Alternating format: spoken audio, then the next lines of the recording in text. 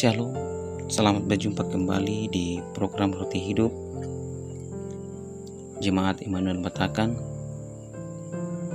Pada hari ini kita akan disegarkan kembali oleh firman Tuhan. Tapi sebelum itu, mari kita satu dalam doa, kita berdoa. Ya Tuhan Allah Bapa, pemilik kehidupan ini, tak henti-hentinya kami datang sujud menyembah kepada-Mu ya Tuhan, atas kasih dan penyertaan Tuhan yang selalu nyata dalam setiap kehidupan kami. Ya Tuhan, pada saat ini kami akan mendengarkan sebagian daripada firman-Mu. Berkatilah firman-Mu sehingga kami boleh pahami, kami boleh mengerti, dan kami pakai dalam menjalani kehidupan yang masih Tuhan berikan kepada kami. Ya Tuhan, hamba-Mu yang akan memberitakan firman-Mu, kuasailah dengan kuasa Roh Kudus-Mu sehingga hamba-Mu dapat berkata-kata sesuai dengan seturut kehendak-Mu ya Tuhan. Ya Tuhan, inilah doa kami, dalam nama Tuhan Yesus kami sudah berdoa. Amin. Pembacaan kita hari ini diambil dari kedua Tesalonika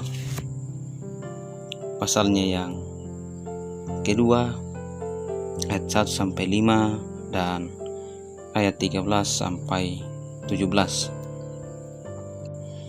Kedurhakaan sebelum kedatangan Tuhan. Tentang kedatangan Tuhan kita Yesus Kristus dan terhimpunnya kita dengan Dia, kami minta kepadamu saudara-saudara, supaya kamu jangan lekas bingung dan gelisah, baik oleh ilham roh maupun oleh pemberitaan atau surat yang dikatakan dari kami, seolah-olah hari Tuhan telah tiba. Janganlah kamu memberi dirimu disesatkan orang dengan cara yang bagaimanapun juga, sebab sebelum hari itu haruslah datang dahulu murtad, dan haruslah dinyatakan dahulu manusia durhaka yang harus binasa, yaitu lawan yang meninggikan diri di atas segala yang disebut atau yang disembah sebagai Allah. Bahkan ia duduk di bait Allah dan mau menyatakan diri sebagai Allah. Tidakkah kamu ingat bahwa hal itu telah kerap kali kukatakan kepadamu ketika aku masih bersama-sama dengan kamu? Ayat yang ke-13. Akan tetapi kami harus selalu mengucap syukur kepada Allah karena kamu, saudara-saudara yang dikasihi Tuhan, sebab Allah dari mulanya telah memilih kamu untuk diselamatkan dari roh yang menguduskan kamu dan dalam kebenaran yang kamu percayai. Untuk itulah Ia telah memanggil kamu oleh Injil yang kami beritakan, sehingga kamu boleh memperoleh kemuliaan Yesus Kristus Tuhan kita. Sebab itu berdirilah teguh dan berpeganglah pada ajaran-ajaran yang kamu terima dari kami, baik secara lisan maupun secara tulisan. Dan Ia, Tuhan kita Yesus Kristus dan Allah Bapa kita, yang dalam kasih karunia-Nya telah mengasihi kita dan yang telah menganugerahkan penghiburan abadi dan pengharapan baik kepada kita, kiranya menghibur, menguatkan hatimu dalam pekerjaan dan perkataan yang baik. Sejauh itulah pembacaan kita hari ini, yang dikatakan berbahagia adalah orang yang mau mendengarkan firman Tuhan. Pokok perenungan kita hari ini adalah Allah memberi harapan dan kepastian. Allah memberi harapan dan kepastian. Puang matua usorongan ki kaparanuan siaka manasan. Semua orang dalam hidupnya membutuhkan sesuatu yang akan memberinya harapan dan kepastian. Karena dengan harapan dan kepastian kita akan lebih tenang menjalani hidup yang Tuhan berikan kepada kita. Dari manakah kita memperoleh harapan dan kepastian hidup? Tentu harapan dan kepastian artinya jaminan yang tidak meragukan lagi. Hanya ada di dalam Yesus yang telah memberikan anugerah dan pengampunan, kasih yang sempurna, dan hidup yang kekal. Yesus tidak hanya memberikan harapan masa kini kepada kita, melainkan juga kepastian di waktu yang akan datang.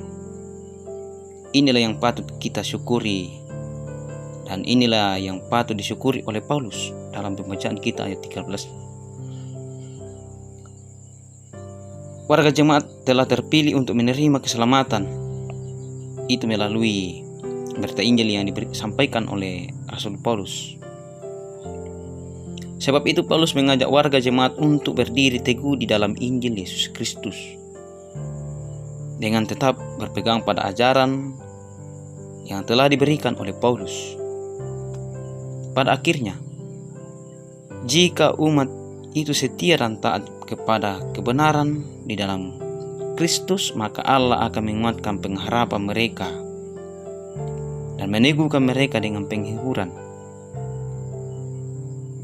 Tentu kita akan dihiburkan oleh Roh Kudus, karena Roh Kudus adalah penolong yang menyertai kita selama kita hidup. Saudara-saudara yang terkasih dalam Yesus Kristus, memang ada orang yang berusaha mengacaukan pikiran dan kepercayaan warga jemaat dengan membawa ajaran lain tentang kedatangan Tuhan. Walaupun tidak disebutkan siapa yang menyebarkan berita tentang kedatangan hari Tuhan, tetapi pemberitaan tentang hal itu telah menjadi masalah pokok di antara kehidupan kita berjemaat. Surat Rasul Paulus atau Paulus meluruskan pemahaman yang salah dalam memahami kedatangan Tuhan. Paulus mengingatkan agar jemaat tetap berpegang teguh pada ajaran-ajaran yang ia sampaikan, yaitu tetap menantikan hari ketika Yesus akan datang kembali dari surga, tetapi sebelum hari itu tiba akan ada tanda-tanda yang mendahului, termasuk penderitaan yang sedang kita rasakan dan dirasakan oleh jemaat, dan mencapai puncaknya pada hari Tuhan datang. Saat itulah Allah akan memulihkan kembali umatnya. Oleh percaya, tidak perlu takut. Kita sebagai orang yang percaya kepada Tuhan tidak usah takut dan gelisah, bingung dan khawatir akan hidup yang akan datang. Tetapi haruslah kita percaya bahwa hidup kita, baik dalam hidup masa kini maupun hidup yang akan datang, karena Allah adalah Tuhan atas segala masa kehidupan kita. Allah tidak hanya memberi harapan dan kepastian saat ini, tetapi juga masa yang akan datang. Seperti yang kita alami saat ini dalam masa-masa pandemi, Tuhan terus memberikan kita harapan dan kepastian bahwa semuanya akan berjalan sesuai dengan kehendak Tuhan, dan Tuhan akan selalu menyertai kita dalam setiap langkah kehidupan kita. Terpujilah Tuhan, haleluya, amin. Mari kita berdoa.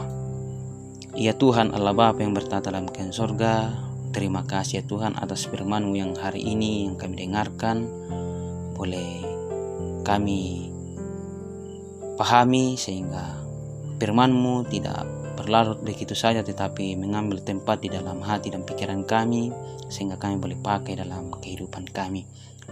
Ya Tuhan, inilah doa kami, di dalam nama Tuhan Yesus kami sudah berdoa. Amin.